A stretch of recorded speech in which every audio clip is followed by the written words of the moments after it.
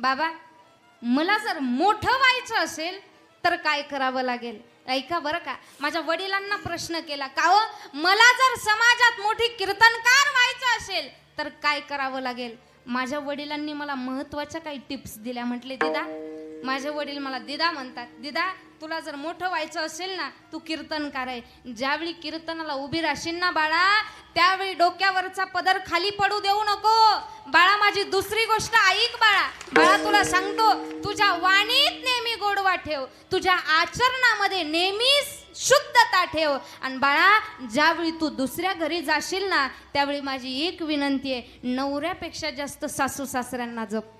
मला एवढंच सांगायचं आहे गड्या. जर माझ्या वडिलांसारखी शिकवण या भारतातल्या प्रत्येक बापानं आपल्या मुलीला दिली तर आपल्या भारतातील वृद्धाश्रम हा शब्द नष्ट होऊन जाईल. Download ShareChat.